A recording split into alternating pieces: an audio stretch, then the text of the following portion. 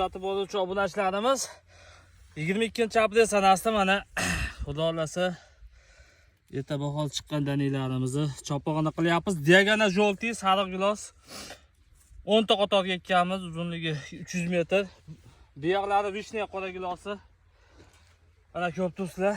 Xudo xolasa o'sishlari zo'r, katta bo'lishlari zo'r. Tutpoqlarni ham mayin qilib motoblokda chopyapmiz. Yomg'irdan keyin qatqalan bo'ladi. Ertaga buni anaqada teshachalarda ikki yonni bo'shatib chiqamiz. Ko'p turibsizlar. Bugun motoblokda chopyapmiz.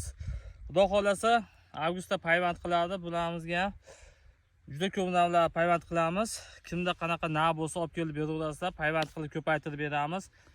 İşte 1,5 gektar yer maydonida o'rik, shoptoli, gilos, hamma mevali ko'chatda ekib qo'yganmiz. Avgust oyidan payvandlar boshlaymiz. O'sishlari zo'r do'stlar mana. Xudo xolasa birorta qurish bo'lmaydi. Sababi buni buna qilib bitta teshalatmasak, bu tayda namli ko'p. Namli ko'p bo'lgandan keyin bu gilosga ta'sir qiladi. Ko'pchilik o'shni hisobiy giloslarni mana shu yoshligidan quritaveradi.